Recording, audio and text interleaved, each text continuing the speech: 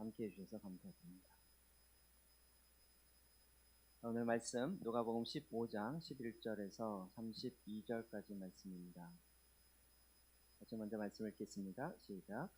또 이르시되 어떤 사람에게 두 아들이 있는데 그 둘째가 아버지에게 말하되 아버지여 재산 중에서 내게 돌아올 본깃을 내게 주소서 하는지라.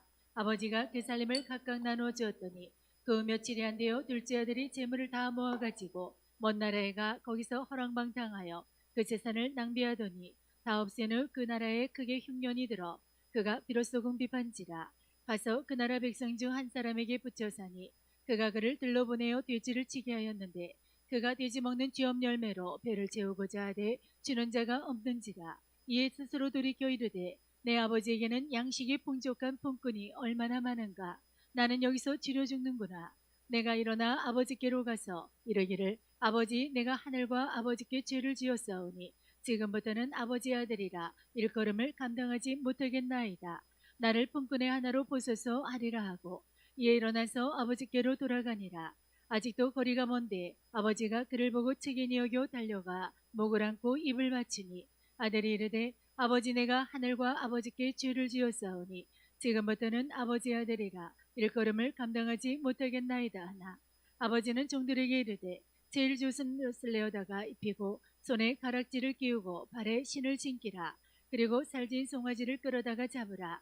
우리가 먹고 즐기자. 이 내 아들은 죽었다가 다시 살아났으며 내가 잃었다가 다시 얻었노라 하니 그들이 즐거워하더라. 맏아들은 밭에 있다가 돌아와 집에 가까이 왔을 때 봉아가 춤추는 소리를 듣고 한 종을 불러 이에 무슨 일이가 물은데 대답하되 당신의 동생이 돌아왔음에 당신의 아버지가 건강한 그를 다시 맞아들이게 됨으로 인하여 살진 송아지를 잡았나이다 하니 그가 너여 들어가고자 하지 아니하거늘 아버지가 나와서 권한대 아버지께 대답하여 이르되 내가 여러 해 아버지를 섬겨 명을 어기며었거늘 내게는 염소 새끼라도 주어 나와 내 멋으로 즐기게 하신 일이 없더니 아버지의 살림을 장녀들과 함께 삼켜버린 이 아들이 돌아오매 이를 위하여 살진 송아지를 잡으셨나이다. 아버지가 이르되 예 너는 항상 나와 함께 있으니 내 것이다 내 것이로되 이 내 동생은 죽었다가 살아났으며 내가 잃었다가 얻었기로 우리가 즐거워하고 기뻐하는 것이 마땅하다 아니라. 네, 지금 사실 저희가 큰 흐름 속에서 지금 주일 오전 말씀을 계속 전하고 있는데 제가 잘 표현을 안 하니까 여러분이 잘 흐름을 놓쳐버릴 것 같습니다. 사실 7월 12일 이건 한 달 전에 4주 전에 두렵고 떨림으로 너희 구원을 이루라 라는 구원론에 대한 이야기를 시작했습니다. 사실은 지금 4주째 연속 구원론과 관련된 이야기를 하고 있습니다. 한 달 전 말씀이라 잘 기억은 안 나실지 모르겠지만 두렵고 떨림으로 구원을 이루라. 한 번 구원이 영원한 구원입니까? 이게 좀 정리가 되셨나요? 구원이 즉각적으로 되나요? 점진적으로 되나요? 잉태는 즉각적으로 되지만 자라고 출산하고 성장하는 건 점진적으로 되어진다. 이렇게 말씀드렸습니다. 구원의 즉각성과 점진성. 그리고 이제 지난주에 구원에 대한 기초, 3주, 4주 전에, 그리고 이제 7월 19일 날, 그러면 우리가 이 믿음으로 산다라는 건 뭐냐? 믿는다라는 것, 그리고 산다라는 건 뭐냐? 우리가 아는 것과 사는 것의 실제에 대해서 같이 이야기를 나누었었습니다. 그리고 지혜로운 불의한 청지기, 불의한 돈으로 오히려 친구를 사고 주인이 뭘 원하는지를 아는. 그렇기 때문에 바로 적용해서 마지막 때를 사는 우리가 어떻게 살아나가야 할 것입니다. 어떻게 살아야 돼요? 주인이 뭘 원하는지를 빨리 캐치해서 그거를 빨리 해야 된다는 거예요. 가장 핵심이 뭐였죠? 주인이 뭘 원해요? 그렇죠. 고아와 가부를 돌보고 그들을 나눠주라는 거예요. 그때 마침 저희가 이제 선교사 게스트하우스를 마련할 수 있는 계기가 되어서 또 함께 했었죠. 그리고 지난주에 전염병과 관련된 하나님의 경륜, 이게 뭐냐면 오늘 우리가 두렵고 떨림으로 구원을 이루어야 할 그 오늘은 바로 어떤 때예요? 최근에 지금 전염병과 관련돼서 이런 것 속에서 우리가 그냥 두려워하고 무서워하는 것이 하나님 원하시는 것이 아니고 우리는 뭘 해야 돼요? 이 때를 향한 하나님의 경륜을 이루어야 되는 거죠. 그것의 가장 핵심은 뭐였습니까? 우리 몸의 피부에 제일 많이 왔던 것은 교회에 대한 문제였죠. 교회가 회복돼야 된다. 교회가 회복돼야 되는 건 무엇을 얘기하죠? 1차적으로 내가 교회예요. 우리가 교회에 다니는 정도가 아니라 내가 교회가 되어야 된다. 내가 교회가 된다는 건 뭘 의미하죠? 내 안에 하나님의 임재가 있고 교회적 요소가 내 안에 들어와 있다는 거죠. 마지막 때를 이제는 우리가 교회를 다니는 것으로는 이길 수가 없어요. 내가 내 안에 주님의 임재가 있어서 주님과 대화하고 주님의 성령이 교회에게 하시는 말씀을 들을 줄 알고 그 말씀대로 행할 줄 아는, 그리고 마지막 때 또 분별할 줄 아는 그런 구원을 이루어 가야 된다는 거죠. 좀 이 흐름을 지금 이해를 하고 따라오시는 거죠. 오늘은 사실 제가 성경을 약간 두 개를 패러디했어요. 회개하라, 일반적으로는 천국이 가까웠습니다. 이렇게 얘기하는데 마지막이 가까웠다. 회개하라. 물론 성경에 있는 말씀입니다. 자, 이것은 또 구원론과 관련돼서 마지막과 관련된 구원의 완성의 모습이 무엇인가? 두렵고 떨림으로 구원을 이루어야 될 그 완성은 무엇인가? 이 차원을 우리가 더 깊이 보려고 하는 것입니다. 조금 우리가 기존에 알고 있었던 구원론과는 많이 다를 수 있기 때문에 여러분이 혼란스러울 수도 있지만 하나하나 우리가 정리해 가면서 제가 한 2달 전인가 구원론을 새로 써야 된다. 우리가 새롭게 마침 이 기간에 지금 그 작업을 하고 있는 것입니다. 베드로는 4장 7절 8절은 아예 우리에게 이렇게 얘기하고 있습니다. 읽읍시다. 시작. 만물의 마지막이 가까이 왔으니 그러므로 너희는 정신을 차리고 근신하여 기도하라. 무엇보다도 뜨겁게 서로 사랑할지니 사랑은 허다한 죄를 덮느니라. 네, 마지막이 가까웠다. 지금 마지막이라는 사실은 오히려 믿지 않는 자들이 더 많이 이야기하고 있는 부분입니다. 이럴 때 어떡하라고요? 너희는 예수 믿고 천당 가라. 이렇게 가 있지 않다는 거죠. 지난 금요일날 메시지 들으신 분 아시겠지만 예수 믿고 천당 가는 건 굉장히 이기적인 차원에서의 구원을 얘기하는 것이죠. 마지막 때가 가까웠기 때문에 어떻게 해야 돼요? 구원의 목적을 이루어라. 이렇게는 구원의 목적이 천국이다. 이게 굉장히 이기적이라는 거죠. 하나님 차원에서 우리에게 이야기하는 구원의 목적이 무엇인지를 다시 한번 우리가 말씀을 통해 정리해야 돼요. 오늘 베드로 사도가 마지막이 가까웠다. 그러니 어떻게 해야 된다고요? 정신을 차려. 또 근신하라. 절제하고 기도해야 된다. 무엇보다도 뜨겁게 서로 사랑하라. 사랑 그러면 또 DNA 생각나시죠? 하나님을 사랑하라. 첫 번째 계명 회복하고. 하나님 사랑하라 무엇이에요? 말씀을 사랑하고 말씀을 읽고 말씀과 내가 하나가 되게 하는 것. 그리고 두 번째 계명이 뭐죠? 이웃을 사랑하라. 그에 구체적으로는 DN, 양육적인 관계를 가져라는. 부모가 자녀를 낳듯이 우리는 주의 말씀 앞에 모든 민족으로 제자를 삼아야 되는 양육적 관계를 가져야 된다. 양육적 관계를 가져야 될 때 전제는 뭐였죠?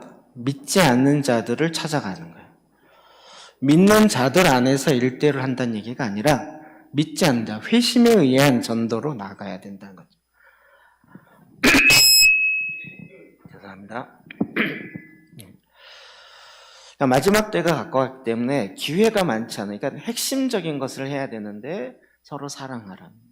이분에 깨워서 우리가 정말 구체적이게 손에 딱 잡힐 정도로 이것저것 많이 해다가 어쩌다 찍어서 맞는 차원의 얘기가 아니라 정말 하나님이 뭘 기뻐하시는지를 딱 알아서 거기에 집중해야 된다는 거죠. 요한 1서 2장 18절에도 이렇게 얘기합니다. 시작.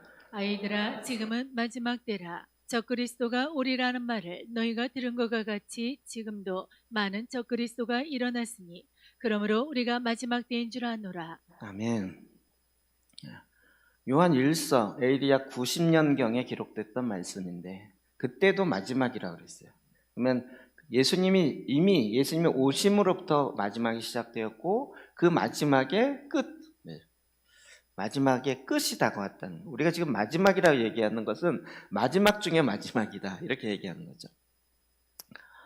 특징은 무엇이에요? 적그리스도가 오리라 하는 말, 적그리스도, 그리스도를 대적하는 자가 올 것이다. 근데 정말 많이 일어났다. 우리는 누구냐, 인물에다 집중하는 경향이 있지만 성경의 일반적인 것은 뭐냐면 그리스도를 대적하는 일들이 많이 일어나고 있다는 거죠. 그럼 지금 우리가 피부로 느끼는 것은 무엇입니까? 예수 그리스도의 절대성을 부인하기 시작하는 일들이 일어나는 거죠. 그럼 제가 2년 전에 진리의 절대성과 문화의 상대성을 헷갈리면 안 된다. 보수주의자는 주로 진리의 절대성을 얘기하다가 문화의 상대성을 놓쳐버려요.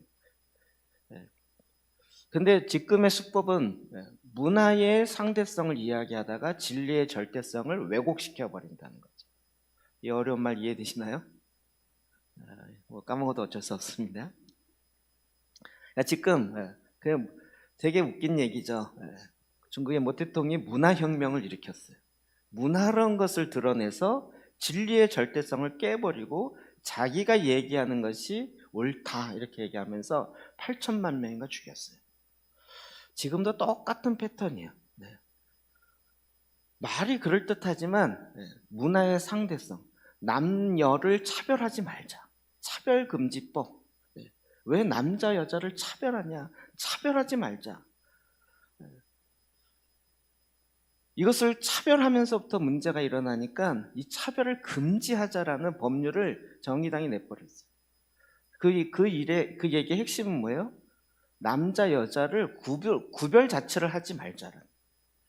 그것이 구별하는 것이 잘못됐다고 이야기하는 것 자체가 잘못이다라고 법으로 정해버리고 벌금을 매겨버리자라는 전초기준을 깔아버리는. 지금 2, 3주 동안 전 한국교회가 일어나서 지금 정의당 앞에서 시위도 하고 이 법은 악법이다 이래가면서 진짜 악법으로 갈 가능성이 너무나도 큰 악법 중에 악법이죠. 남자 여자를 차별하지 말자. 남자는 왜 남탕에만 들어가야 되냐, 여탕에 들어갈 자유를 왜 못 누리냐, 이런 거 되게 멋있는 얘기인 것 같은데, 중성이 들어갈 수 있고 성은 내가 선택하게 하자. 그건 남성인데 중성인 거를 원하는, 그래갖고 성이 28가지인가 만들어냈고, 정의를 얘기하는 것 같지만 상대적 정의. 여러분 지금 이런 일이 너무 많이 일어나죠. 저는 다른 거 몰라도 성경의 진리를 왜곡시키는 것만큼은 하나님이 그냥 두지 않으셨다고 이야기했어요. 근데 지금 중국에서 시진핑이 성경을 바꾸고 있어요. 십계명을 바꾸고 있고 성경의 내용을 없애면 문제가 되니까 내용을 바꾸고 있어요. 조만간 하나님이 손 보시리라고 봅니다. 그 사람은 불쌍히 여겨도 진리를 왜곡시키는 것만큼, 그러니까 그리스도를 대적하고 일어나는 것에 대해서 하나님은 그냥 두지 않으시는 거죠.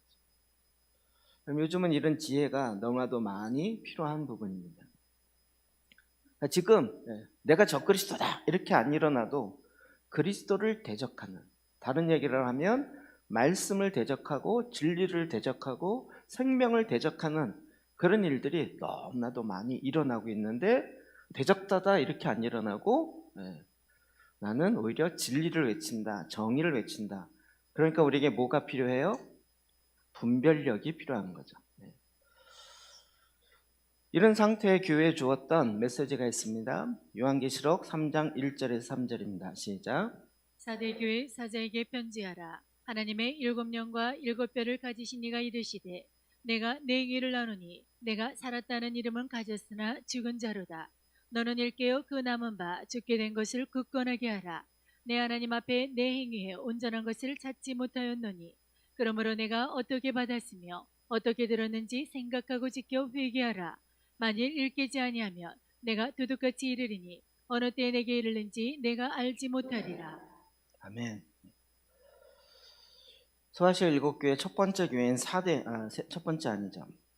4대 교회에게 이야기하면서 그 4대 교회의 성도들 한 사람 한 사람입니다. 그들의 행위를 아는 주님께서 너희가 살았다 하는 이름은 가졌으나 죽은 자로다. 구원론으로 얘기하면 뭐죠? 예수를 믿는데 행함이 없는 믿음을 갖고 있는, 죽은 믿음을 갖고 있는 그런 교회, 그런 성도들이라는 거죠. 이게 이 시대만 있었던 건 아니에요. 그러니까 이런 말씀을 보면 행함이 없었던 죽은 믿음을 가졌던 자들은 과연 하나님 예수님께서 어떻게 대하시는가를 금방 알 수 있는 거죠. 2절 너는 일 깨어 그 남은 바 죽게 된 것을 굳건하게 하라. 깨어라, 일어나라, 깨어라. 죽게 된 것을 굳건하게 해라. 왜 죽게 됐어요? 아무 행동이 없기 때문에, 믿음에 따른 행동이 없기 때문에. 그래서 하나님 앞에 내 행위가 온전한 것을 찾지 못하노라. 주님은 온전한 행위를 찾으시는 거죠. 믿음을 보여라 이거죠. 믿음을 어떻게 마음에 있는 걸 꺼내 보이겠냐고요. 행위로 나타내야 된다는 거죠. 그러므로 내가 어떻게 받았으며 어떻게 들었는지 생각하고 지켜 회개하라.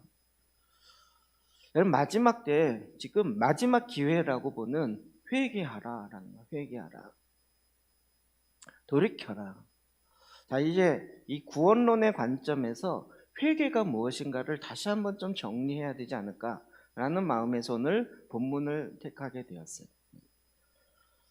우리가 생각하는 회개라는 개념 자체도 굉장히 왜곡되어 있고 축소되어서 성경에서 이야기하는 개념보다는 그냥 조금 마음을 바꾸는 정도로 생각하고 정말 회개를 안 했는데 회개했다라고 착각하고 하니까 돌이키지 않았어요.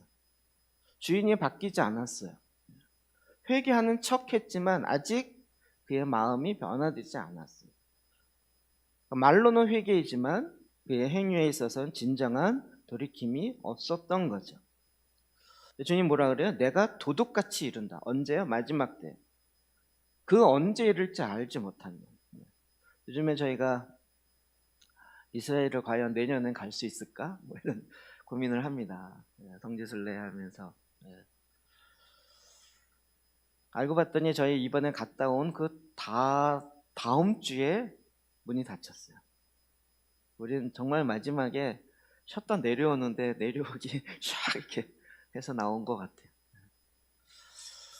내년엔 갈 수 있을까? 이런 고민들을 좀 하게 돼요.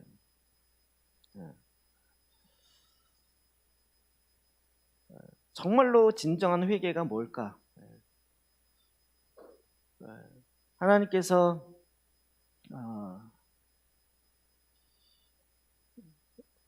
그냥 내년에 이스라엘을 또 가냐 못 가냐 이 차원을 이야기하려고 하는 게 아니라 하나님이 이런 시즌에 하나님이 일하시는 하나님의 역사들을 우리는 여러 가지를 봅니다. 좀 이따 더 이야기 드릴게요. 우리는 지금 돌이켜야 돼요. 마지막 기회예요. 마지막 중에 마지막 기회예요. 하나님의 나라가 가까웠으므로 우리가 돌이켜서 하나님의 통치를 받아야 되는 것처럼 마지막 때는 정말 지금 돌이켜서 진정한 회개로 들어가지 않으면 진짜 기회가 없게 되는 거죠. 마치 이스라엘을 이제 열리지 않으면 다시 못 가게 되겠죠. 오늘도 어제든가 통계를 보니까 이스라엘에 또 확진자가 뭐 굉장히 많이 돼서 다시 더 어려워진 상황이다. 이런 얘기가 들려요. 그러면 이번 2월에 갔던 게 마지막일 수 있었어요. 이게 이렇게 웃으면 안 되는데 어쩌면 마지막일 수 있었어요. 우리가 흔히 생각하기에 내년에 또 가면 되지 이럴지 모르지만 만약에 정말 닫혀서 문이 열리지 않는 상황이 된다면 마지막이었겠죠. 그럼 누가 그걸 생각이나 하고 있었겠냐고.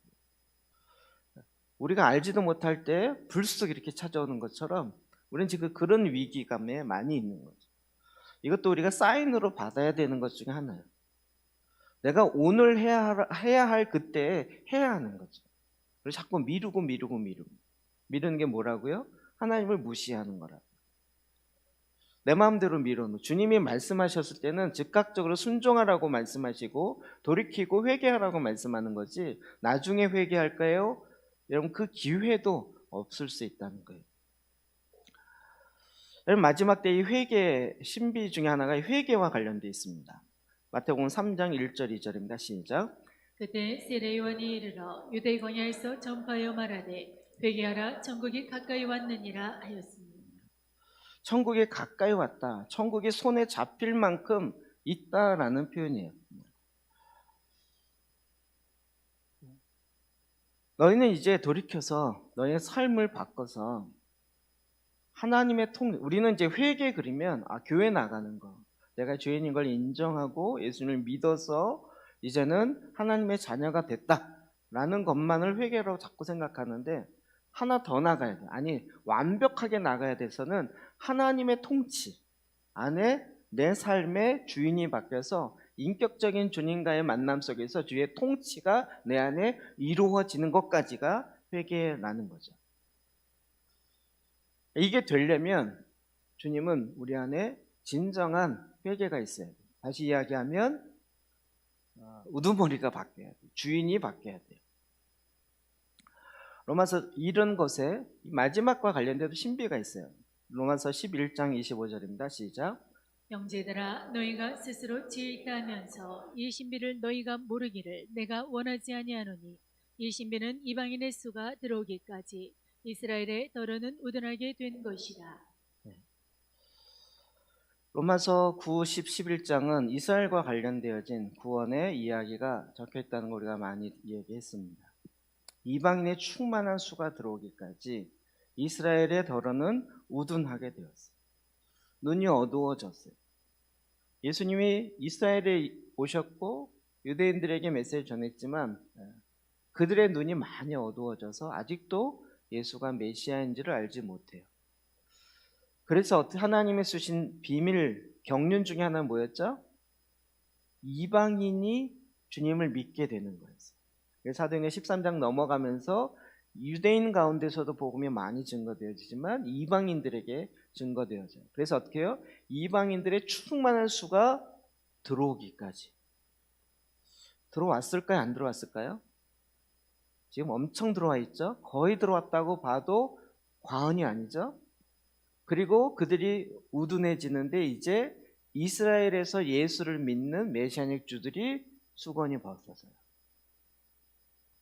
제가 어제 깜짝 놀랐어요. 저 이제 유튜브 설교 자료를 찾으려고 그 유튜브를 찾는데 목사님 설교를 딱 들었는데 이스라엘에 대한 얘기가 쭉 나오는 거예요.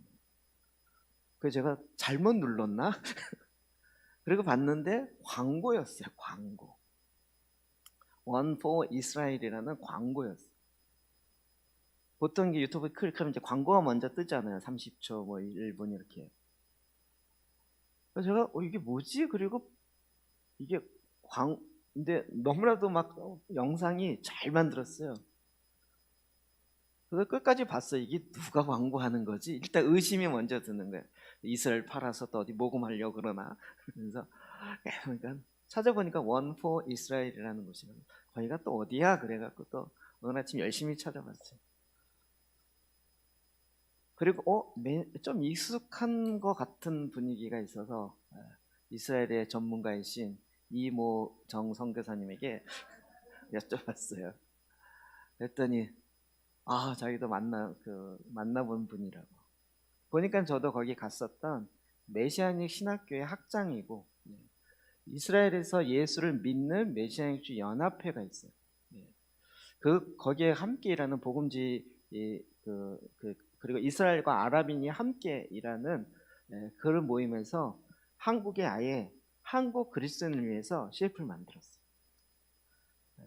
거기에 뭐 아무것도 없어요. 후원하세요 이런 것도 없고 그냥 이스라엘과 함께 해주세요. 딱 이렇게 되면서 내가 그 광고를 다운받아서 보여드릴까요? 저는 그게 사인으로 보였어요. 이제는 이스라엘의 유대인의 어두운 눈이 벗겨졌어요. 그리고 마지막 때요. 여러분, 유대인들이요 이방인들에게 웬만해서 도와달라는 얘기 안 해요. 얼마나 자존감 센데요. 근데 그런 내가 유대인이다 그런 걸 떠나서 마지막 때에 이방인의 충만한 수와 이스라엘이 깨어나서 예수 그리스도를 알아본 이게 같이 연결돼 있다라는 것을 알고 자기의 자존심이나 이런 거 상관없이 손을 내미는 거예요. 그리고 제가 전에도 이야기했잖아요. 전에는 우리가 이스라엘 가서 한국 사람들 제일 웃기다 그래요. 가서 이스라엘 사람 거의 안 만나고 우리끼리 막 돌다가 우리끼리 은혜 받다가 우리끼리 찬양하다 휘고 와요. 근데 거기에 메시아닉 주 유대인 그 그리스도인 그 협의회 되는 그분들이 오히려 우리들에게 홍보를 해주고 이스라엘 이렇게 함께 해주세요. 그러면서 손을 내미는 거예요. 제가 굉장히 큰 사인이라고 보는 건 제가 일하는 스타일이 그러잖아요. 우리가 가서 직접 하지 말고 그곳에 있는 사람들이 할 수 있게 도와주자. 원국동사역도 우리가 가서 직접 하지 말고 여기 이미 많은 교회와 선교사님 그거가 목적인 교회가 있으니까 거길 도와서 그들로 하여금 더 잘할 수 있게 도와주자. 이런 거잖아요. 이스라엘도 우리가 가서 하는 것보다는 그 안에서 예수를 믿는 유대인들이 할 수 있다. 얼마나 많은 박해를 지금도 받고 있는지 몰라요. 그들을 도와주려고 하는데 그게 참 이렇게 쉽지 않았는데 연결이 딱 이제 요청이 이렇게 된다라는 게 저한테 요청한 게 아니고 그 유튜브 광고였어요. 엄청난 저에게는 이게 사인이구나라고 딱 해석이 되는 거예요. 진짜 마지막 중에 마지막이 된 거죠. 돕냐 안 돕냐 이 차원을 떠나서 지금 우리에게 첫 번째로 와야 될 건 뭐예요? 마지막이다. 그러면 우리가 해야 될 첫 번째는 회개하는 거예요. 정말 내가 제대로 주님이 원하시는 그 목적대로 가고 있는가라고 하는 걸 봐야 된다는 거예요. 이것 때문에 오늘 본문 우리가 잘 아는 탕자의 비유를 택하게 되었어요. 그 앞부분부터 계속 이야기 나오는데 두 아들에 대한 이야기가 나옵니다. 두 아들. 근데 사실 이건 잃어버린 자에 대한 주님의 메시지이기도 해요. 근데 이 말씀의 배경 자체가 뭐냐면 탕자의 비유를 들면 뭐죠? 첫째, 둘째. 스토리는 다 알죠? 첫째는 누구를 상징할까요? 이스라엘을 첫째이죠. 둘째는 누구를 상징할까요? 원래 죄인이었어요. 그렇죠? 죄인. 허랑방탕에서 떠났던 죄인.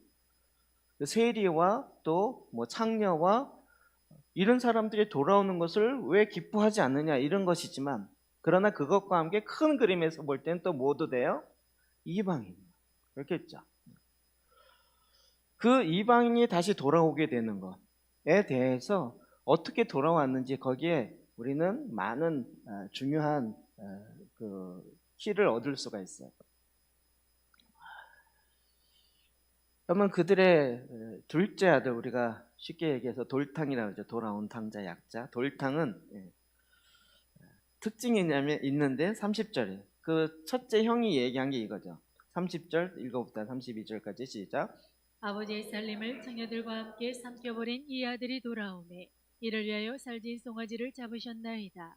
이 내 동생은 죽었다가 살아났으며 내가 잃었다가 얻었기로 우리가 즐거워하고 기뻐하는 것이 마땅하다 아니라. 아버지의 살림을 창녀들과 함께 삼켜버린 이 아들이 돌아오매 정말 죄와 허물로 죽었던 자, 우상을 섬기고 우상 섬기는 것을 완전히 쩔어 있었던 그런 이방인들, 그들이 죽게 돌아오는 것을 어떻게 잔치를 베풀면서 그렇게 좋아하는데 나를 위해서는 하나도 해주지 않으셨다. 이게 이제 첫째의 불만이었죠. 근데 이제 이 둘째 아들이 돌아오는 그 배경 속에는 하나님이 그 안에 돌아오는 회개의 모습이 무엇인지를 보게 한다는 거예요. 그럼 이게 그 복음의 아주 핵심적인 메시지와 연결되어 있어요. 마태복음 1장 15절도 봅시다. 시작. 이르시되 때가 찼고 하나님의 나라가 가까이 왔으니 회개하고 복음을 믿으라 하시더라. 회개하고 복음을 믿으라. 예수님도 그랬고 세례 요한도 그랬고 똑같죠. 메시지가 회개하고 하나님의 나라가 가까이 왔으니 회개하라. 회개하라. 우리는 회개에 대해서 너무 부정적인 측면을 생각만 하고 있어서 굉장히 회개에 대해서 자꾸 축소하려는 경향이 있어요. 자, 세례요한이 처음 회개를 외쳤어요. 회개하라. 하나님의 나라가 가까이 왔다. 이랬을 때 사람들의 반응이 어땠습니까? 그러면 우리가 어찌할꼬 이야기하기 시작한 거죠. 나 회개하고 싶은데 하나님의 나라에 온전하게 들어가고 싶은데 어떻게 해야 되겠습니까? 라고 했을 때 세례요한은 뭐라고 얘기했죠? 세례요한은 무리들이 왔을 때 두보롯을 가지지 말고 너희 음식도 함께 나누어라. 그러니까 회개하라. 하나님 나라 갖고 왔다. 그러면 너 예수 믿고 천국 가야 돼. 이렇게 얘기한 게 아니라 삶의 구체적인 걸 이야기했어요. 그랬죠? 세리고도 와서 나도 회개합니다. 어떻게 해야 되겠습니까? 했을 때 뭐라 그랬어요? 예, 정한 새 외에는 더 이상 걷지 말아라.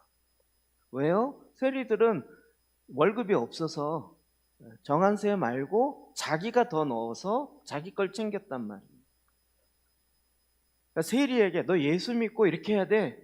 이게 아니라 구체적인 완성의 삶의 부분을 이야기합니다. 로마 군인들도 와서 이야기했어요. 그랬더니 뭐라 그래요? 더 이상 포악하게 하지 말고 거짓말하지 말고 거짓 증언하지 말아라. 자, 회개란 이야기의 핵심이 뭘까요? 그럼 이런 관점으로 계속 보면, 자, 그럼 학생이 회개했어요. 그게 무슨 얘기일까요? 학생이 회개했어요. 그러면 학교를 안 다니게 했는데 이제 학교 다니기 시작했어. 이 뜻일까요? 물론 처음이겠죠. 그것도. 뭘까요? 그렇죠? 학생의 원래 신분이라는 거 있잖아요. 원래 신분. 그것을 다시 내가 학생으로서 원래 신분까지 하겠다 이런 거죠. 갑자기 눈에 띄어서 우리 뮤지션 하던 애들이 이거 하다가 까딱 잘못하면 저 나이트클럽 가서 하기 쉽거든요. 알바 자리가 거기밖에 없어요. 그래서 하다가 워낙 어쩌저 해서 그냥 그 알바로 갔다가 이제 나이트클럽에 아예 해서 그쪽에 있어요. 뮤지션이 회개했어요. 무슨 얘기일까요? 교회에서 이걸 한다라는 걸 떠나서, 그렇죠? 정말 그의 삶을 완전히 그냥 예수 믿고 교회를 다녔다. 이걸 완전히 떠나서 이제는 삶의 결과까지 하나님을 예배하는 자로 그가 그의 삶으로 온전하게 딱 쓰는 그것까지 이야기하겠죠. 우리는 그냥 나는 내가 인간이었는데 회개했다 이랬더니 죄인이었다 그냥 의인 됐다 여기서 끝나는데 우리가 지금 이 하나님 나라 절기와 관련돼서 우리의 원래 원형이 어디 있어요? 우리의 소속은 하늘에 속한 자이죠. 그러니까 질문을 이렇게 해야 돼요. 죄인이 회개했다가 아니라 하늘에 속한 자가 회개했어요. 그러면 어떤 결과가 있어야 될까요? 그렇죠. 하늘에 속한 자의 모습으로 다시 완성돼야 되겠죠. 그냥 예수 믿고 천국 가게 됐다가 회개가 아니라 하늘에 속한 자가 이 땅에 보냄받았는데 보냄받은 사명을 까먹고 이 땅이 너무 좋아서 이 땅에 재미와 쾌락으로 살고 있다가 회개했어요. 그럼 어떻게 해야 돼요? 그냥 교회만 다니는 것이 아니라 하늘에서 이 땅에 보낸 그 사명이 무엇인지를 알고 그 사명을 이루는 자가 삶으로 바뀌어져야죠. 여기까지가 회개 아닐까요? 자, 탕자의 비유를 통해서 우리가 좀 더 이따 볼 건데 우리가 그동안 속사람에 대해서 이야기하면서 첫 번째 강의에 이렇게 정리 내리셨었어요. 인간의 구성 요소의 영혼, 육. 우리가 괜히 영이 성장한다 그랬지만 우리 혼의 문제와 함께 가야지 영만 성장하는 것이 영은 영이고 혼은 혼이에요. 둘이 각각 독립되어 있으면서 연결되어 있다 그랬어요. 헬라적 영성은 영만 추구한다 그랬어요. 육을 버린다 그러면서 혼까지 내버리고. 지금 우리에게 굉장히 그래서 우리가 구원받았다라는 얘기는 지금 이쪽 얘기라는 거죠. 이쪽. 어떻게 돼야 돼요? 예수를 믿고 천국 갔다 여기서 끝나는 것이 아니라 내가 주님을 온전히 알게 되고 그래서 주님을 나의 로드로 주인으로 갈 뿐만 아니라 내 마음에 사랑이 주님을 향한 사랑으로 회복되어지고 내 의지가 주님 앞에 순종하게 되어지는, 좀 표현이 웃기지만 그리스도인이 회개했어요. 그럼 어떻게 될까요? 그 표현이 안 맞는 것 같아요. 교회에 다니는 사람이 회개했어요. 이러면 어떻게 될까요? 교회만 다녔던 사람이 거기서 끝나는 것이 아니라 어디까지 가야 돼요? 예, 창조 전의 모습, 창조시 첫 번째 아담, 타락하기 이전의 아담. 이 표현이 맞겠네요. 아담이 회개했어요. 그럼 어떻게 될까요? 그렇죠? 타락 이전의 아담의 모습으로 다시 거기까지 가야 회복이겠죠. 그러니까 우리는 지금 구원의 모습을, 이 혼의 도시가 세워지는 이런 걸 쭉 보면서 구원을 전에는 이것만 구원이라고 본 거죠. 내 안에 생명이 들어왔어요. 이 생명이 예수 그리스도고 생명이 있는 자는 구원을 얻어. 근데 그 생명이 지금 내 영 안에만 갇혀 있고 영과 혼의 벽에 둘러싸여 있어서 전혀 내 삶에 영향을 미쳐지지 못하고 있어요. 그 벽을 깨고 나오는 게 우리는 출산이라고 이야기했고, 그렇죠? 그리고 이제 그것이 계속적으로 여리고성을 정복하고 다른 성을 정복해서 나가는 것처럼 모든 영역에 정복하기 시작하면 이제 우리 안에 속사람이 자라기 시작하고, 완전히 정복하면 이제 우리는 내 안에 하나님의 영으로 가득 찬 자가 된 것이다. 자, 그러면 구원의 완성은 1번일까요? 2번일까요? 3번일까요? 4번일까요? 여러분, 구원을 이루고 있다라고 할 때 몇 번일까요? 구원이 시작됐다 그러면 1번이죠. 전에는 1번이 구원의 모든 거라고 생각한 거죠. 근데 우리가 구원론을 다시 쓰면서 보니까 구원의 시작과 함께 뭐가 있어요? 완성, 과정이 있고 완성이 있다는 걸 본 거죠. 그 완성은 무엇이었어요? 내 안에, 갈라디아서 2장 20절, 내 안에 그리스도가 사시니, 내가 사는 것이 나를 위해 사는 것이 아니라 내 안에 계신 예수 그리스도로 말미암아 살고 그리스도를 위해서 살고 그리스도와 함께 사는 거예요. 여러분, 지금 내 안에 그리스도와 함께 있습니까? 원한다 말고요. 주님이 말씀하시는 대로 살고 있습니까? 이렇게 주님과 지금 이런 친밀함, 아담이 에덴 동산에서 하나님과 교제 나누는 것에 전혀 어려움 없는 그런 교제를 나누고 계십니까? 노맨이신 것 같은데요. 그래서 뭐라 그래요? 우리는 두렵고 떨림으로 구원을 이루어 가야 됩니다.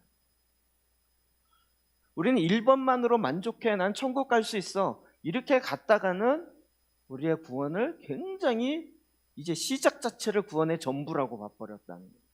그랬더니 예수만 믿고 있고 알고 있으면 그 다음에 내가 행할 게 별로 없어요. 이 믿음 실족지 않도록 자꾸만 있으면 천국 간다, 이런 이기적인 아주 너무 협소한 그런 구원관에 빠져 있었다는 거예요. 자, 그렇다면 돌이켜서 회개해서 간다, 이게 과연 어떤 과정이 있는가? 오늘 이 돌탕을 보면 18절 19절에 시작. 내가 일어나 아버지께 가서 이르기를, 아버지, 내가 하늘과 아버지께 죄를 지었사오니 지금부터는 아버지의 아들이라 일걸음을 감당하지 못하겠나이다. 나를 품꾼의 하나로 보소서 하리라 하고.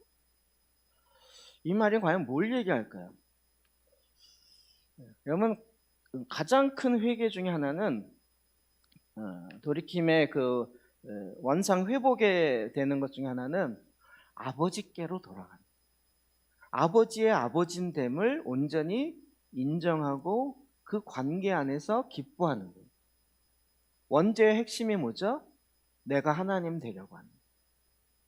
사단이 선악을 알게 하는 나무를 가지고 어떻게 꼬셨어요? 네가 저를 따먹는 날에는 너도 하나님처럼 될 거야. 아마도 이 돌탕은 그랬을 것 같아요. 야, 내가 저 돈 있으면 아버지보다 훨씬 잘 산다. 내 돈이 없어서 그렇지, 저의 반만 내가 갖고 있어도 내가 훨씬 더 인간답게 난 더 잘 살 수 있을 거야, 이런 마음으로 떠났을지 모르겠어요. 근데 그가 이제 정말 그의 마음속에 아버지께 죄를 지었어요. 로마서 1장에 있는 것처럼 내 안에 하나님을 두기 싫어해요. 그런데 그걸 엄청나게 인정하고 돌이키기 시작한 거예요. 그렇구나, 내 안에 아버지가 사실은 이 권위로 나를 보호하고 나의 나됨이 아버지로부터 나올 수 있었던 건데 그걸 부정하고 나는 인격자야. 나는 한 사람의 인권을 갖고 있는 자야. 그리고 아버지로부터 도망 나온 것이 사실은 가장 죄의 핵심인 거죠. 참 아이러니컬한 것은 구원론을 이렇게 너무 좁게 가지니까 예수님을 믿어도 하나님과 관계가 안 좋은 성도들이 너무 많아요. 하나님이 왜 나에게 이렇게 하시냐? 하나님이 살아계시면 어떻게 이런 일이냐? 내가 구원을 얻은 건 너무 좋지만 하나님과 가까이 하는 건 싫어. 적당한 거리에서 너무 가까이 오지 마세요, 하나님. 멀리서 그냥 일주일에 한번 잠깐만 뵙고 그냥 살아계신지 그냥 이렇게 서로 출석 도장만 찍고 갈게요. 요 정도 수준으로 우리는 그러면서도 나는 구원받았다라고 착각하고 있는 거예요. 아버지의 아버지됨이 없어요. 아버지를 만나는 기쁨이 없고 자녀가 아버지를 향해서 나아가는 그 정말 생수의 근원 되신 하나님 앞에 나아가는 그 기쁨이 없다면 그건 진정한 회개가 아닌 거죠. 마치 종과 같아요. 내가 이거 안 하면 아버지께 혼나는 것뿐만 아니라 지옥 갈 것 같으니까 내가 적당선에서 교회 나가드리고 헌금해드리고 봉사 요만큼 해드리고 이 정도 선에서 타협하시죠, 하나님. 그럼 이건 진정한 회개가 아니라는 거예요. 20절, 21절 시작. 이에 일어나서 아버지께로 돌아가니라. 아직도 거리가 먼데 아버지가 그를 보고 측은히 여겨 달려가 목을 안고 입을 맞추니 아들이 이르되 아버지 내가 하늘과 아버지께 죄를 지었사오니 지금부터는 아버지 아들이라 일걸음을 감당하지 못하겠나이다. 제가 묵상하면서 야 진짜 오늘날의 이 둘째 아들 같은 한국 교인들이 둘째 아들 됐다면 이 속셈이 뭘까 생각이 듭니다. 속셈이 마음은 정말 하나님께 돌이키지 않은 상태로 아버지께 돌아갔어요. 아버지께 죄를 졌습니다. 아버지 다시 속셈이 뭘까요? 또 좀 돈 좀 생기면 기회가 다시 오면 아버지의 집에 자존심 상해서 들어가긴 하지만 내가 망하고 실패하고 어쩔 수 없이 들어가긴 하지만 다시 뭔가 좀 생기면 그때는 또 다시 한번 2차 시도를 해보리라. 이건 진정한 회개가 아닌 거예요. 진정한 회개가 아닌 거죠. 소위 말하는 아들됨의 회복이 없는 상태로 요즘에 자꾸 이제 선심 이야기하는 게 이런 거죠. 그러니까 아들됨이 뭐냐? 이것도 우리가 가정이라는 우리의 육체의 가정이라는 패턴 안에 있다 보니까 하나님과 내가 아버지와 아들됨의 이 관계 안에 있다라는 것 자체를 이해를 잘 못하게 되는 거죠.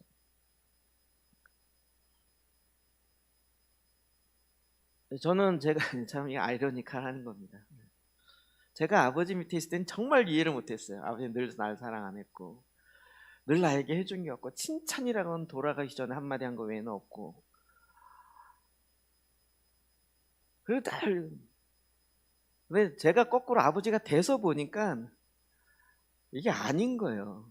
이게 아닌 거예요. 참 표현을 안 되고 이렇게 잘 못 맞춰줘서 그런 게 요즘 거꾸로 이제 어떻게 하면 맞춰줄 수 있을까를 연구해야 되고 그러다 잘 못 맞추면 맨날 구박받고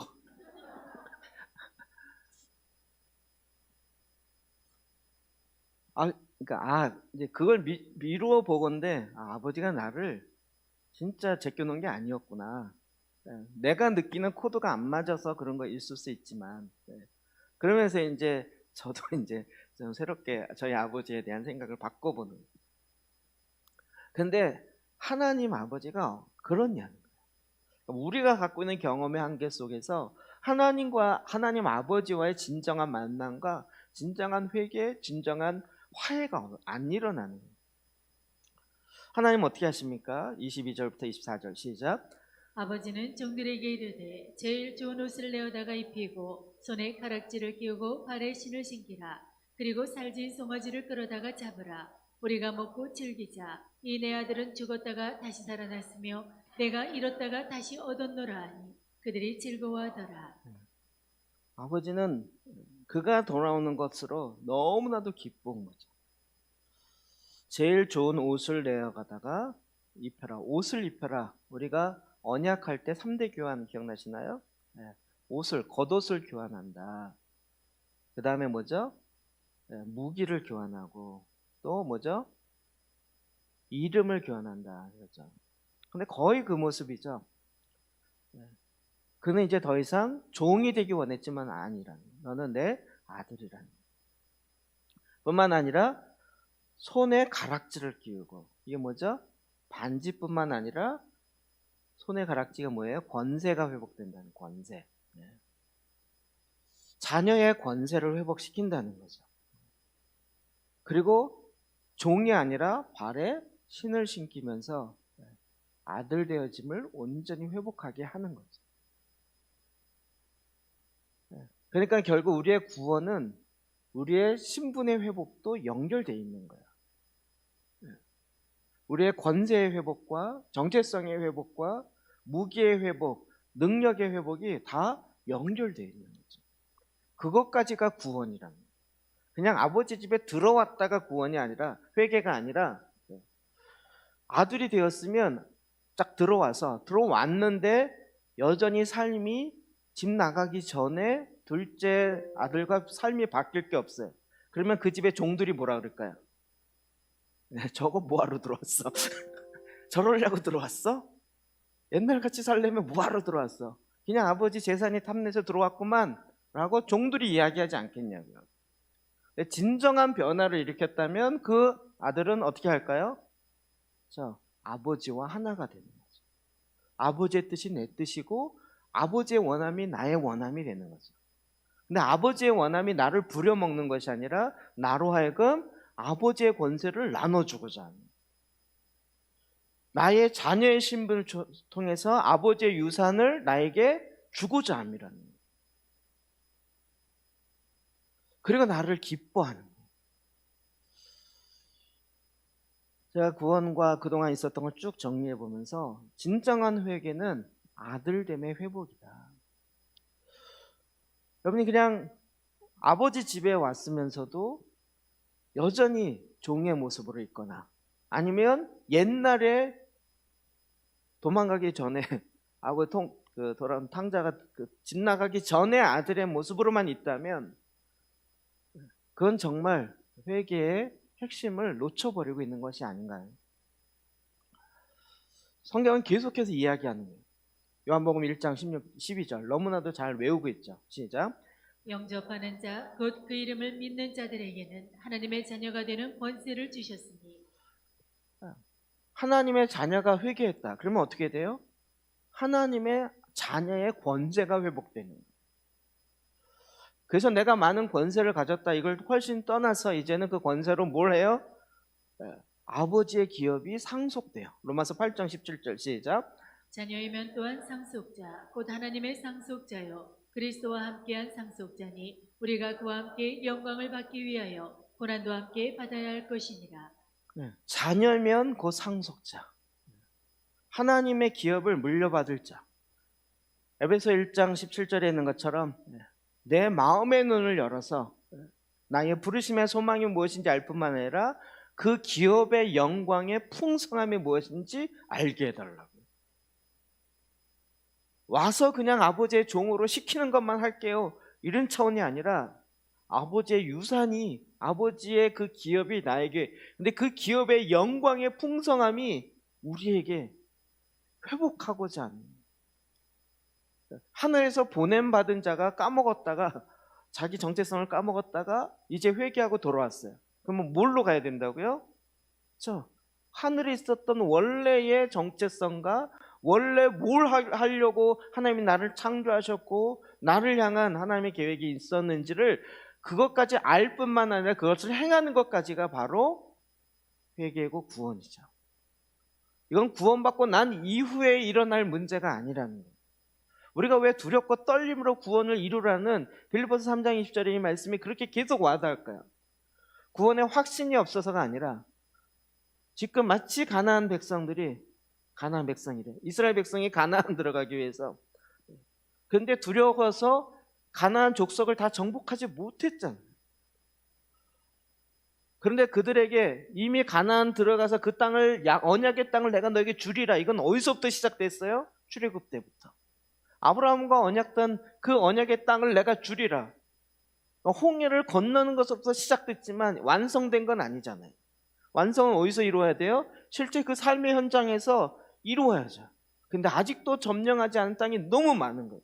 그냥 놔두고 있는 땅들이 너무 많은 거예요. 두렵고 떨림으로 구원을 이룰 생각이 없어요. 왜요? 그건 구원이 아니라고 생각한 거죠. 하는 사람 대단하지만 안 하는 나도 괜찮아. 천국 가는 데는 지장이 없어라고 생각했던 거예요. 왜요? 구원론을 나눠놨기 때문에. 근데 이 말씀을 통해서 보니까 그 가나안 땅, 하나님의 언약의 땅을 정복하지 않는 건 무엇이에요? 행함이 없는 거예요.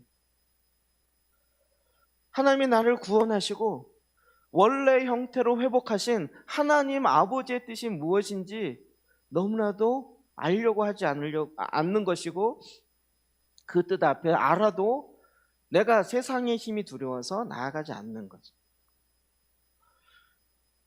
시편 2편 7, 8절입니다. 시작. 내가 여호와의 명령을 전하노라. 여호와께서 내게 이르시되 너는 내 아들이라. 오늘 내가 너를 낳았도다. 내게 구하라. 내가 이방 나라를 내 유업으로 주리니 내 수가 땅끝까지 이르리로다. 유업을 회복하라는 메시지의 이 핵심적인 거였죠. 여러분, 제가 수요일날 했던 메시지지만 계속 저는 그게 너무나도 강하게 마음속에 왔어요. 아, 그렇구나.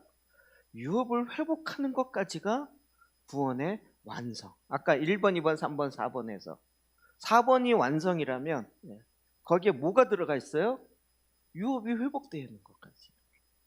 그걸 해도 되고 안 해도 되고 아니라 난 적당히 어떻게 그렇게 살아 이렇게 되는 것이 아니라 어떻게든 그걸 살아내야 되는 거죠. 그런데 주님의 방법으로 갈 때 주님은 열방을, 이방 나라를 내 유업으로 주리니 내 소유가 땅끝까지. 우리가 갖고 있는 자본주의적 개념의 땅을 내 걸로 만들어 소유한다, 이게 아니라 뭐죠? 땅을 다스려라. 땅에 생육하고 번성하고 충만하고 하나님의 나라가 임하도록 땅을 다스려라는 이 명령이 자녀인 우리에게, 내가 너를 그래서 낳았다는 거예요. 나의 자녀로 낳았다는 거예요. 갈라디아서 2장 4절, 5절, 7절의 시작. 때가 참에 하나님이 그 아들을 보내사 여자에게 나게 하시고 율법 아래 나게 하신 것은 율법 아래 있는 자들을 속량하시고 우리로 아들의 명분을 얻게 하려 하심이라. 아들이면 하나님으로 말미암아 유업을 받을 자니라. 아멘. 우린 이제 구원 받았습니까? 이거 물어볼 수준이 아니에요. 뭘 물어봐야 돼요? 당신이 받은 유업은 뭡니까? 이거 물어봐야 돼요.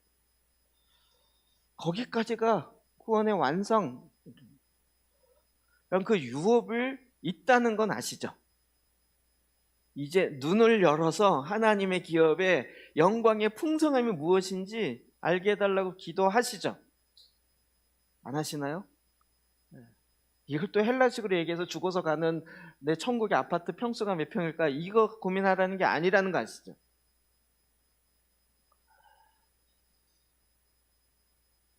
하나님께서 나에게 이루라고 하는, 그래서 바울이 내가 표대를 향하여 달려간다.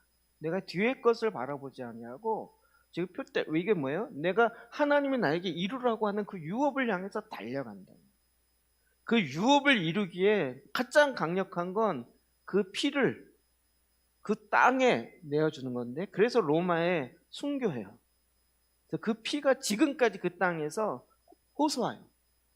땅에서 호소해요. 왜요? 땅 끝까지 가서 죄의 복음이 증거되어지는 하나님의 역사. 제가 이 사도의 절기 때 이야기했죠. 베드로와 바울이 함께 그 사도 바울 마지막 있었던 그 감옥의 터에서 그 두 사도의 공통점, 하나는 이방인의 사도로, 하나는 유대인의 사도로 보냄받아서, 공통점 보냄받아서 아버지가 하라고 하는 일을 자기의 목숨을 내어놓고 이루는 거죠. 그것이 끝이 아니라 거기서부터 계속 끊임없이 이야기하고 있는 거예요. 그들의 아들 되어짐이 회복되어지는. 유업할 때마다 우리 이 그림 이야기했었습니다. 이것이 여러분 그냥 어렵다 생각하지 마시고 그림 전체를 통으로 외우셔야 돼요. 우리는 하여튼 두세 가지만 좀 깊어지면 어렵다고 이야기하시는데, 그래서 제가 그림을 자꾸 이야기합니다. 그래서 우리 안에 주님이 거하시는 거처에 시온을 세우는 게 너무 중요하다. 예수 그리스도 없이는 세워질 수 없는데 그리스도 생명이 임하는 것, 그게 뭐라고요? 제단. 성막으로 열면 지성소. 오늘날로 얘기하면 내 마음이에요. 마음에 주님이 거하는 것. 그래서 주님과 나의 관계가 무엇이에요? 내 보호자에 내가 앉는 것이 아니라 사탄이 앉으려고 했던 것을 내어쫓고 이제는 그곳에 예수 그리스도가 앉게. 이게 출산이라고 그랬죠. 이게.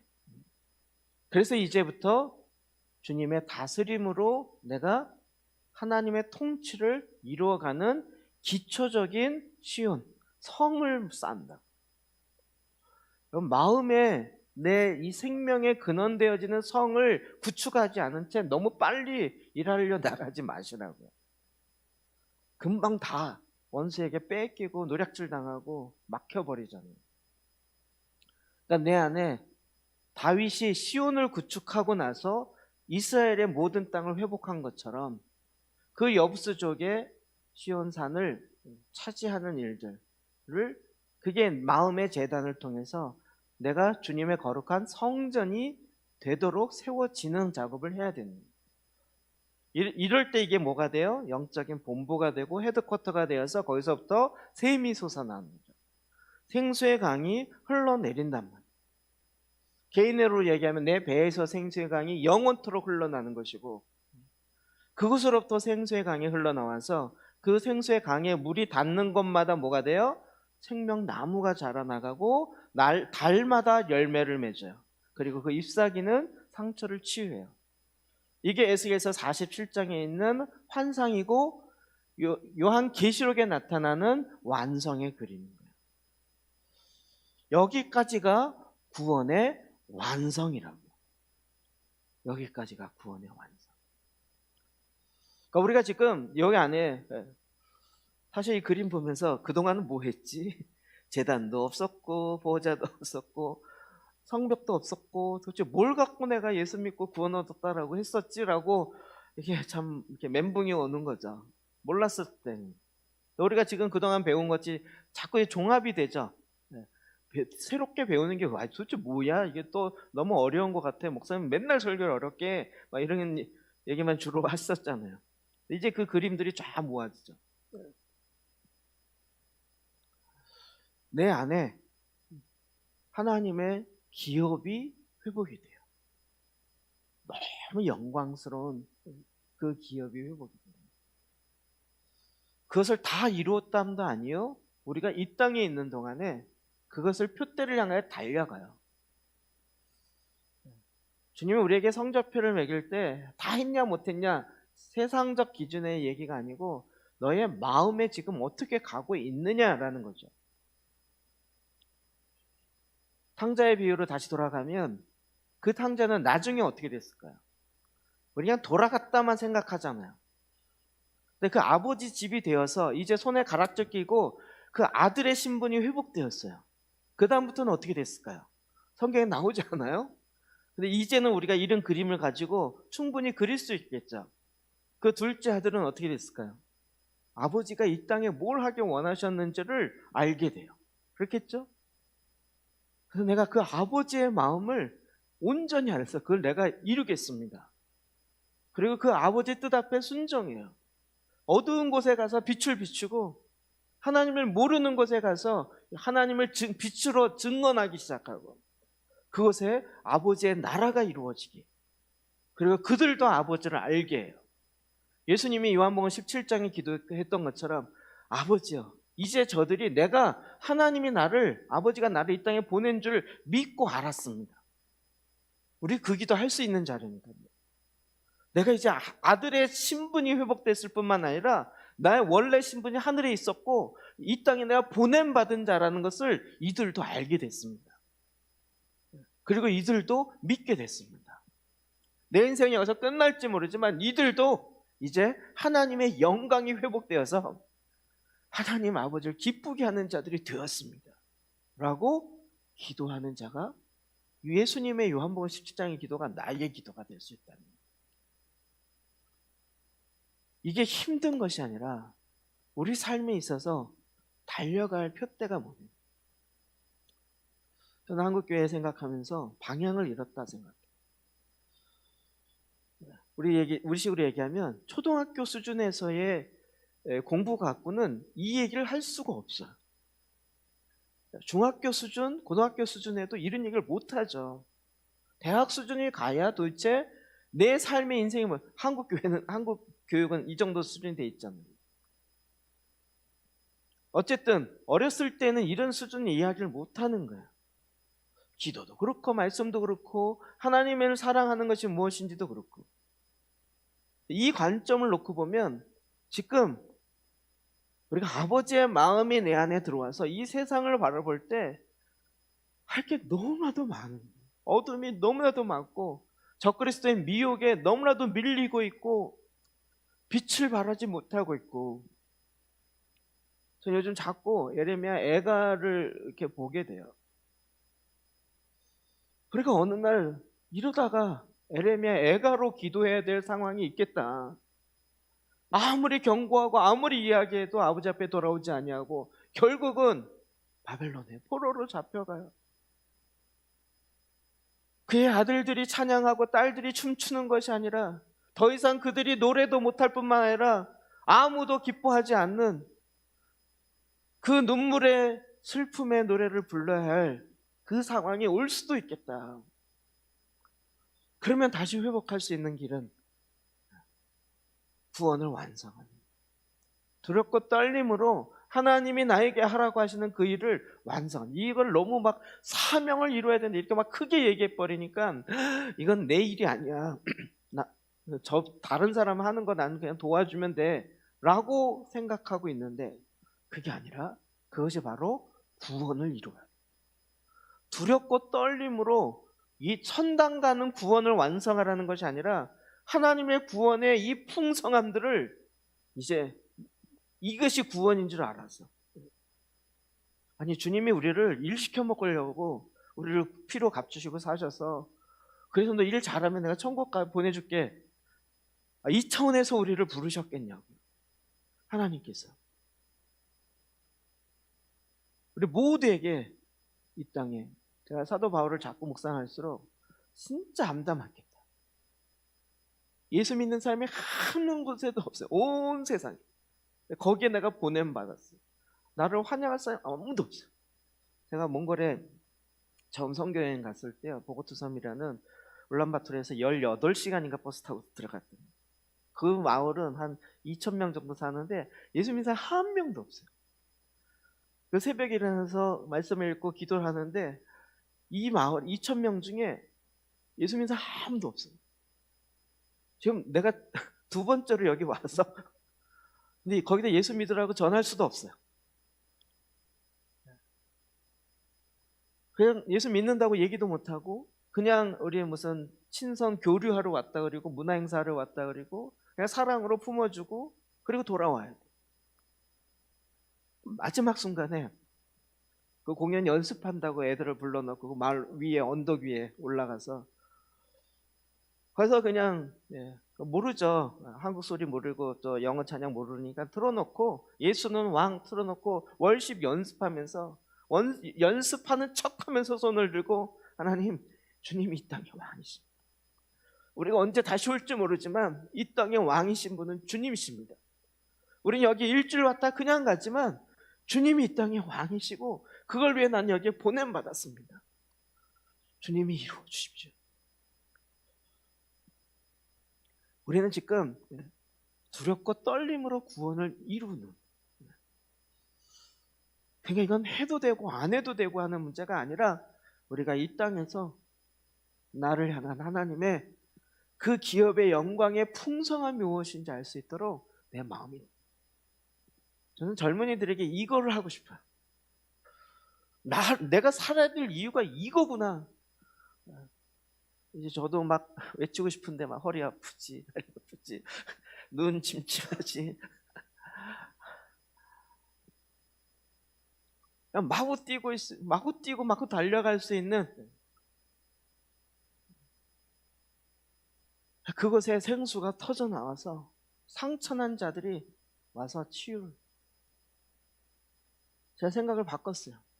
한국은 대한민족이거든요. 한이 큰 대한민족이에요. 한이 너무 많아서 한의 민족이다. 이게 바뀌면 어떻게 될까요? 상처 입은 모든 열방을 치유할 수 있는 민족이 돼버리는 거예요. 아, 이렇게 되겠구나. 근데 핵심은 뭐예요?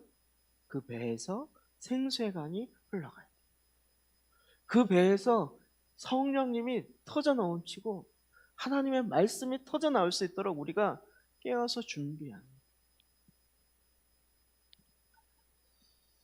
그래서 주님은 계속 우리에게 두렵고 떨림으로 구원을 이루어요. 사단이 이거를 노략질하지 못하도록 우리가 막아 쓰는 거예요. 우리가 전한 곳에 또다시 무너지지 아니하도록 기도로 파수하고, 그리고 그것에 주님이 통치가 이루어지는 시온이 이루어지도록. 그러던 찰나에 아까 봤던 그 CF 이스라엘을 One for 이스라엘. 제가 딱 보기만 해도 제 마음에 감동이 됐어요.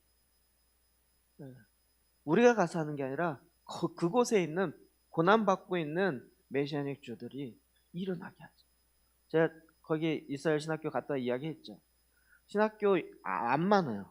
반이 아랍인이고 교수도 반이 아랍 목사고 반은 메시아닉 주 목사예요. 학생 한 20명인가 30명밖에 안 됐어요. 근데 그 안에 방송실이 있었고요. 예수 믿고 변화된 사람 간증을 계속 보내요. 히브리어로 보내요. 아랍어로 보내요. 미디어는 막을 수가 없으니까 계속 그 촬영하는 그 방을 보여주더라고요. 그냥 방송실, 우리 뭐 교회 방송실 시스템이 아니라 진짜 방송국 방송 시스템으로 딱 잡혀 있더라고요.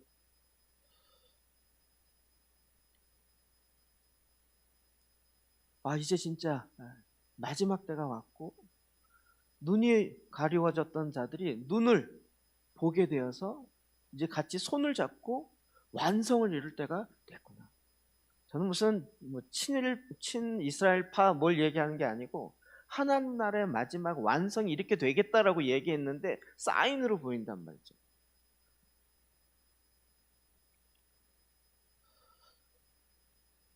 우리가 그냥 아버지 집에 돌아왔다라는 것에 만족할 자들이 아니고, 이제는 아버지 집에 돌아와서 그 모든 종들이 진짜 아들은 다르구나.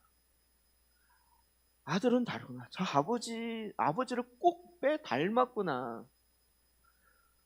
진짜 그 아버지의 그 아들이구나. 라고 종들이 말하는 걸 들어야 되지 않을까요?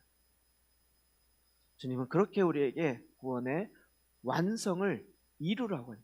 이것 자체가 구원의 완성을 이루어가는 거라. 다시 한번 제가 구원론을 다시 쓴다라고 이야기했는데, 두렵고 떨림으로 구원을 이루어가는 이 땅에서의 보냄받은 자의 삶을 살아가시길 주의 이름으로 축복합니다. 기도하십시다.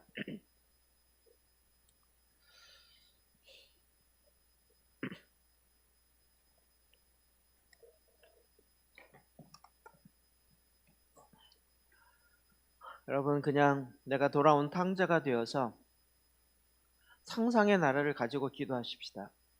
아버지 집에 돌아와서 큰 잔치에, 나를 위한 잔치에 기뻐하고 즐거워, 이게 웬 떡이냐라고 좋아만 할 것이 아니라, 이제 정말 아버지의 마음속에 있는 것이 무엇인지, 내가 이제 어린 아이의 수준을 벗어나서 아버지가 갖고 계신 그 계획과 그 뜻이 무엇인지, 하나님, 아버지여, 정말 자녀이면 곧 후사, 상속자, 하나님의 기업을 물려받을 자로 우리를 피로 값주시고 사신 그 구원의 완성을 이루어야 할 것이 무엇인지 알게 하여 주십시오. 주님, 내 눈을 열어 주십시오. 내 마음의 눈을 열어 주십시오. 그리고 지금 이 시대에 우리가 해야 될 달려갈 표대를 알게 하여 주십시오. 주님, 내가 좌로나 우로나 치우칠 것이 아니라 그 표대를 향하여 달려갈 수 있도록 아버지여 내 눈을 열어 주십시오. 구원의 완성을 향하여 나아가도록 하나님 도와주시옵소서. 이 시간 주여 한번 외치며 주님 앞에 나아가 기도하시겠습니다. 주여!